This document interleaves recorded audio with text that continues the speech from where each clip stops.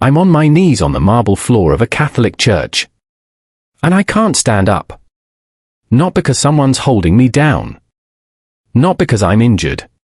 But because something inside me just broke. My hands are shaking. My chest feels like it's caving in. Around me, I can hear shouting, my friends, my brothers in the cause, doing what we came here to do. Making our statement. Exposing what we called idolatry. Showing the world that we wouldn't bow to false gods. But I'm not standing with them anymore. I'm here, on the ground, unable to move, and all I can think is one terrifying question. What if we're the ones who don't understand? My name is Rashid. I'm 29 years old. And this is the story of how trying to destroy someone else's faith led me to question my own, and ultimately find something I never expected. Something that would cost me everything I knew. And give me everything I needed. I need to tell you this story because somewhere out there, someone is where I was. Caught between conviction and conscience. Between community and truth. Between what you've been taught and what your heart is starting to whisper. And if that's you, I need you to know you're not alone. But to understand how I ended up on that church floor, I need to take you back. Back to who I was before that day. Back to the identity I'd built my entire life around. Back to the moment I became an activist who believed he was fighting for God. If stories about personal transformation and difficult questions resonate with you, this channel shares experiences like mine. Your support helps these stories reach others who might need to hear them. Thank you for being here. I was born in London to Pakistani parents who came to the UK in the 1980s. Second-generation immigrant. British passport but Pakistani heart, my father always said. My father, Tariq Ahmed, was a respected community leader. He ran a masjid in East London, organised interfaith councils, spoke at community events. On the surface, progressive. Integrated. The model Muslim immigrant. But at home, behind closed doors, the message was different. Never forget who you are, Rashid. Never let them make you ashamed of Islam. The West will try to corrupt you, to make you believe their way is superior. But we know the truth. Allah's way is the only way. I absorbed it all. I was a good Muslim kid. Prayed 5 times a day. Fasted during Ramadan. Studied Quran. Attended Islamic school on weekends. But it was when I went to university that everything crystallized. That's where I found my purpose. At King's College London, I met Brother Tariq, not my father, a different Tariq. The one who would change the trajectory of my life. He ran the Islamic Society. Charismatic. Articulate. On fire with what he called the defense of Islam in a post-9/11 world. We are under attack, he'd say at our meetings. Our faith, our prophet, our way of life. Christians and Jews work together to undermine us. They mock our beliefs, they bomb our countries, they steal our resources. And then they have the audacity to call us the extremists. It resonated. Because I'd felt it. The subtle Islamophobia. The way people looked at my mother in hijab. The way my name always got randomly selected for extra screening at airports. Brother Tariq gave me a framework. A narrative. A purpose. We weren't victims.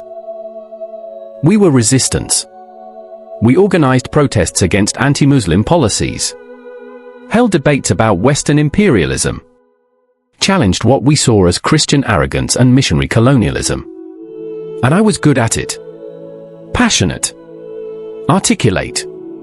Willing to go further than most. By my 3rd year, I was Brother Tariq's right hand. We organized conferences, distributed pamphlets, built a network of young Muslims ready to defend Islam intellectually and, if necessary, through direct action. I met Amina at one of our events. Beautiful, brilliant, as committed to the cause as I was. We got engaged within 6 months. Her family approved. My family was thrilled. Everything was falling into place. I had purpose, community, identity, love. I was exactly who I thought I should be. But underneath all that certainty, there was something else. Something I didn't have words for yet. A quiet unease. Moments when the rhetoric felt too absolute. When compassion seemed sacrificed for ideology. When the line between defending Islam and attacking others blurred. I pushed those thoughts down. Told myself I was just being weak. That doubt was from Shaitan trying to pull me away from the straight path. I had found my purpose. Also, I thought. Until the day Brother Tariq proposed the action that would change everything. It was a Tuesday evening in March. Our core group, 6 of us, met in Brother Tariq's flat in Tower Hamlets. He'd been agitated for weeks, talking about how we needed to do something bigger. Something that would actually get attention. Words aren't enough anymore, he said, pacing. Debates don't change systems. We need direct action. We need to expose their hypocrisy where they can't ignore it. What are you proposing? I asked, though part of me already knew I wouldn't like the answer. He stopped pacing and looked at each of us. There's a Catholic church in Westminster. Very prominent. They do this ritual called the Eucharist. They literally believe a piece of bread becomes God. They bow to it. Worship it. It's shirk, pure and simple. The worst form of idolatry. My stomach tightened. And another brother prompted. And we're going to expose it. We're going to enter during their service, take their sacred bread, and show the world what it really is, just bread. Nothing holy. Nothing divine. We'll film it. Make a statement. Show that we won't tolerate Christian supremacy and false worship. Silence filled the room. Someone finally spoke. You mean, desecrate their Eucharist? During Mass? I mean reveal the truth, Brother Tariq corrected. We're not attacking people. We're challenging a false doctrine. Just like the Prophet, peace be upon him, destroyed the idols in the Kaaba. This is the same principle. I felt sick. Brother Tariq, I said carefully, that feels aggressive. Disrespectful. How is going into their sacred space and disrupting their worship defending Islam? That's just attacking them. His eyes hardened. Rashid, I'm surprised at you.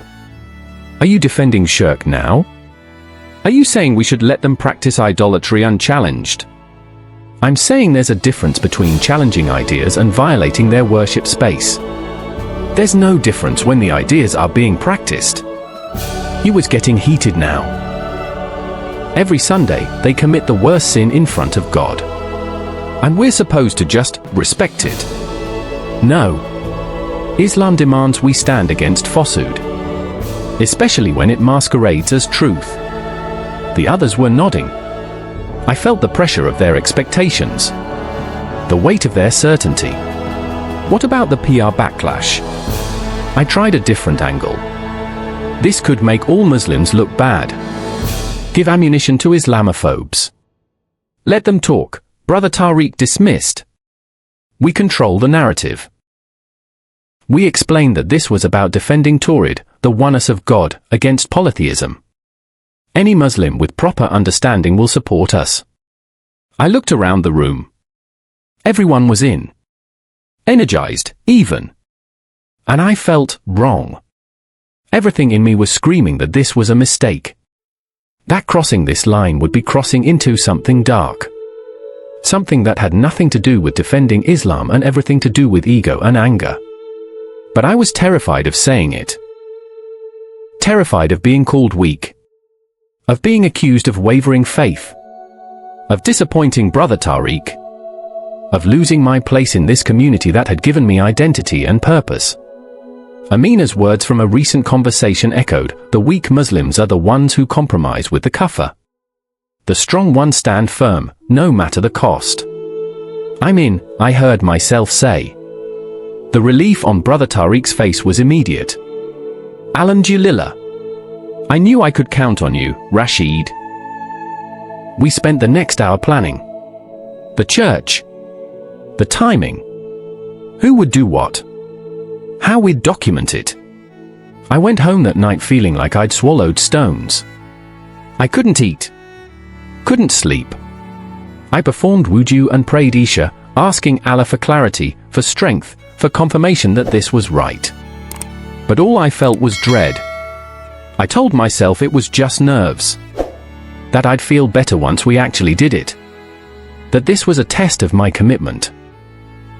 But deep down, in a place I didn't want to acknowledge, I knew. This was wrong. And I was doing it anyway. Because I was more afraid of my community's rejection than I was of my own conscience. The day was set for Sunday. 3 days away. I had 3 days to back out. I didn't. Sunday morning arrived too quickly. We met 2 blocks from the church. 6 of us. Dressed normally, jeans, jackets, nothing that would draw attention. Brother Tariq gave final instructions, we enter separately. Blend in. Wait for the communion part. When I give the signal, we move. Take the wafers. Make the statement. Film everything. Stay calm. This is for Allah. My hands were sweating. We walked to the church, St. Bartholomew's, a beautiful old building with Gothic architecture and stained glass windows depicting biblical scenes. People were entering for the 10 a.m. mass families. Elderly couples. Young professionals. Normal people. Just coming to worship. We filtered in separately, sitting in different pews. I sat near the back, trying to look natural, but my heart was pounding so hard I was sure everyone could hear it. The Mass began. Hymns. Readings. A homily about forgiveness that I barely heard through the roaring in my ears. And then, the Eucharist. I watched as the priest, an older man with gentle eyes, lifted the bread and said words in Latin I didn't understand. The congregation responded in unison. They believed this was sacred. Holy. God Himself. And we were about to. Brother Tariq stood. That was the signal. The 6 of us moved forward, joining the line of people approaching for communion. My legs felt like lead. Everything in me screamed to stop, to turn around, to leave. But I kept walking. We reached the front. The priest placed the wafer in my palm, making the sign of the cross, the body of Christ. I took it. Stepped aside. Waited. Brother Tariq was first. He held up the wafer, shouted, "This is shirk. This is idolatry," and threw it to the ground. Then he stomped on it. The church erupted in gasps. People crying out. Someone screaming. Others in our group did the same. Throwing. Stomping. Shouting about false gods and Christian corruption. I stood there, the wafer in my hand, frozen. And that's when it happened. I can't explain it any other way. Something shifted in the air. Not physical, but present. Heavy. Ancient. Like the atmosphere itself became dense with a presence I'd never felt before. My knees buckled. Not from anyone pushing me. Not from fear or guilt. From an overwhelming sense of encountering something real. Something I'd just violated. I hit the marble floor hard, the wafer falling from my hand. And I couldn't get up. Around me, I heard 2 others from our group, Abdul and Yusef, also on the ground, making sounds I'd never heard them make. Weeping. Gasping. Brother Tariq was still shouting, but his voice sounded distant now. All I could feel was this presence. This weight. Not crushing me, but holding me. Like I was a child who'd done something terrible and was being gently but firmly restrained. I tried to speak, to say something, anything, but all that came out was a choked sob. People were gathering around us. I expected anger. Violence. Retaliation. Instead, I felt a gentle hand on my shoulder. I looked up through tears I didn't remember starting to cry. An elderly woman. Must have been 70, maybe 80. Kind face. Eyes full of something I couldn't name. She knelt beside me. With difficulty, her joints clearly stiff, and whispered, "He forgives you. He knows you don't understand." Who is a he? I wanted to ask, but I couldn't form words.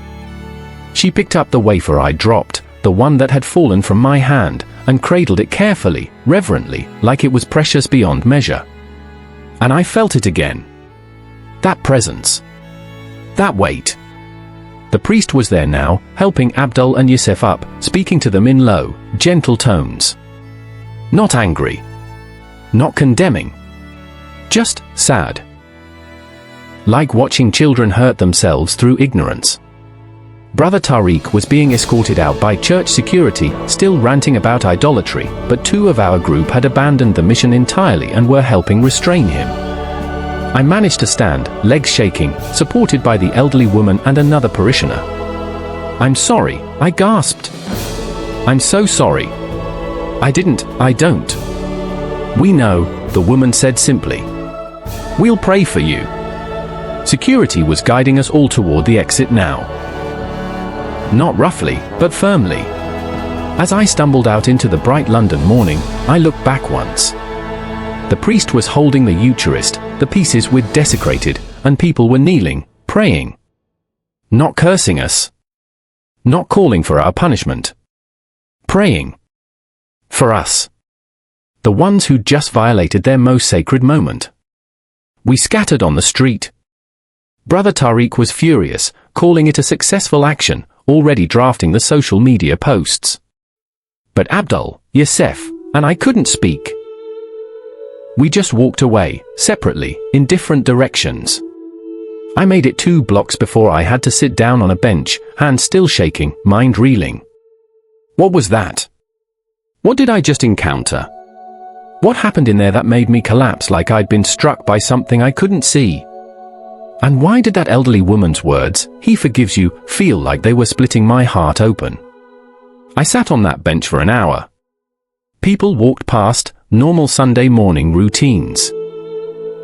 And I sat there, my entire worldview fracturing. Because something had happened in that church. Something real. Something I couldn't explain away. And it terrified me. I couldn't go home. Couldn't face Amina. Couldn't face my parents. Couldn't face anyone. I walked. For hours. Through Hyde Park. Along the Thames. Just walking, trying to process. What happened? In Islam, I was taught that only Allah had power. That Christian beliefs were false. That the Eucharist was just bread. Symbolic at best, idolatrous at worst. So why did it feel like I encountered something in that church? Why did I collapse? Why did that woman's words, "He forgives you," sound like they came from somewhere beyond her? I told myself it was guilt. Psychological. The weight of doing something I knew was wrong. But that didn't explain the presence I felt. That didn't explain why Abdul and Yusef collapsed too. That didn't explain the peace on those people's faces as they prayed for us instead of condemning us. For 3 days, I went through the motions. Attended prayers. Met with the group. Let Brother Tariq frame the action as a victory. But inside, I was unraveling. And then I did something I'd never done before. Late one night, when Amina was asleep, we were staying at her family's house, I opened my laptop in incognito mode. And I searched, what is the Eucharist? What I found shocked me. Catholics believe in something called transubstantiation, that during Mass, the bread and wine literally become the body and blood of Jesus Christ. Not symbolically. Actually. That this Jesus, who they believe is God incarnate, offers himself as a sacrifice for sin.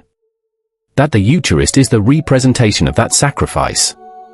That consuming it is literally receiving God. I'd known Christians believed strange things about Jesus. But I'd never really understood what they believed. And more importantly, why. I found myself reading the Gospels. John chapter 6, where Jesus says, "Unless you eat the flesh of the Son of Man and drink his blood, you have no life in you." His followers were scandalized. Many left him over this teaching. But he didn't back down. "This is a hard teaching," they said. And Jesus let them walk away rather than compromise it. I read about the Last Supper. "This is my body, given for you." I watched videos of Catholic theologians explaining the Eucharist. And I watched testimonies of Muslims who'd converted to Christianity, of people who described encountering Jesus in ways that sounded eerily similar to what I'd felt in that church. One video hit me particularly hard. A former Muslim from Egypt, describing the moment he first went to Mass. "I felt like I'd walked into the presence of something holy. Not just religious, holy. I couldn't explain it. I just knew God was there." That's what I felt. I'd been in mosques my entire life. I'd prayed in Mecca during Hajj. I'd attended Islamic conferences and rallies. But I'd never felt what I felt in that church. That presence. That weight. That sense of encountering something, someone ancient and holy and real. I started reading more. The Sermon on the Mount. Jesus saying, "Love your enemies. Pray for those who persecute you." The woman caught in adultery. Jesus defending her, then telling her go and sin no more. The prodigal son. The father running to embrace the wayward child. Forgiveness. Mercy. Grace. Over and over, the same theme. And I thought about the elderly woman. He forgives you. Not you need to earn forgiveness. Not you need to do more prayers, more fasting, more good deeds to balance the scales. Just, he forgives you. Like it was already done. Like Jesus had already paid for what I'd done. Even before I'd done it. I was reading until 3 a.m., nights in a row, unable to stop. And the more I read, the more a terrifying realization grew. What if Christianity isn't the corruption I was taught it was? What if Jesus isn't just a prophet? What if he really is who Christians say he is, God made flesh, dying for our sins, rising to offer us life? What if that presence I felt in the church was him? What if he was there, in that Eucharist, and I'd just tried to destroy him? And what if, despite that, he forgives me? The thought was so overwhelming I started crying. Not sad tears. Something else. Relief, maybe. Or hope. Or terror at what accepting this truth would cost. Because I knew if I kept pursuing these questions, I'd lose everything. My family. My community. Amina. My identity. Everything. I closed the laptop. Tried to push it all down. Tried to go back to normal. But I couldn't. Because once you've encountered truth, you can't pretend you haven't. Once you've felt that presence, you can't convince yourself it was nothing. I had a choice to make. And I knew, whatever I chose, nothing would ever be the same. I held out for 2 weeks. 2 weeks of pretending everything was normal while my mind and heart were at war. But I couldn't sustain it. The breaking point came during a group meeting. Brother Tariq was planning another action. This time targeting a Christian evangelism event. "We need to show them we won't back down," he said. The church incident was just the beginning. And I realized, I can't do this anymore. "I'm out," I said quietly. Everyone stopped and stared at me. "What?" Brother Tariq asked. "I can't do this anymore. I don't think this is right. I don't think this is what defending Islam looks like." His face darkened. "Rashid, what are you saying?" "I'm saying I've been thinking a lot since the church. And I have questions. About what we're doing. About..." I hesitated. "About what we believe." The room went cold. "What kind of questions?" His voice was dangerous now. I should have stopped. Should have backed down. But I couldn't. About Jesus. About whether maybe Christians aren't as wrong as we think. About whether maybe we're the ones who don't fully understand. Stop. Brother Tariq stood. Stop right there. Are you questioning Islam? I'm questioning our interpretation of Islam. I'm questioning whether violence and disrespect are really what Allah wants. I'm questioning our interpretation of Islam. I'm questioning whether violence and disrespect are really what Allah wants. You're questioning Islam, he said flatly. You're doubting. And doubt, Rashid, comes from Shaitan. I looked around the room. Everyone was staring at me like I'd grown a second head. Including Amina. Rashid, she said carefully, you're scaring me. Please tell me you're not serious. I need to be honest, I said. Something happened in that church. I felt something. And I can't pretend I didn't. You felt guilt, Brother Tariq said. Psychological manipulation. This is what Christians do, they play on emotions. You're being deceived. Or maybe I've been deceived my whole life and I'm finally seeing clearly, I shot back. The room exploded. Shouting. Accusations. Someone calling me murtad, apostate. Amina was crying. I left. That night, she called. Rashid, please. Please tell me this is just confusion. Just stress. We can get you help. Talk to an imam. Work through this. Amina, I need to be honest with you. I've been reading the Bible. And? You've what? Her voice broke. Rashid, do you understand what you're saying? Do you understand what this means? I know. No, you don't. If you convert, if you leave Islam, we're done. We can't be married. I can't be with an apostate. My family won't allow it. Your family will disown you. The community will shun you. You'll lose everything. I know, I said quietly. But I can't deny what I've experienced. I can't unsee what I've seen. She was silent for a long moment. Then, choose. Right now. Me or this Christian delusion. Choose. My heart broke. I loved her. Truly. But I couldn't lie to her. Couldn't pretend. I'm sorry, Amina. I can't choose you over truth. She hung up. Within 24 hours, my family knew. My father called. I'd never heard him sound like that, wounded and furious at once. You shamed us. Betrayed everything we taught you. If you pursue this path, you are not my son. Do you understand? You are dead to us. My mother was crying in the background. My siblings were forbidden from contacting me. The community WhatsApp groups I was part of, all removed. The organization I worked for, a Muslim community non-profit, terminated immediately. Within 48 hours, I'd lost my family, my fiancé, my job, my community, my entire social network. Everything. I was alone. Completely alone. And I was terrified. But I couldn't go back. Because I'd encountered Jesus. And once you've met him, everything else becomes secondary. I didn't know what to do. So I did the only thing I could think of. I went back to the church. St. Bartholomew's. The place where everything changed. I found Father Michael, the priest from that Sunday. I need help, I said simply. He didn't ask questions. Didn't interrogate my motives.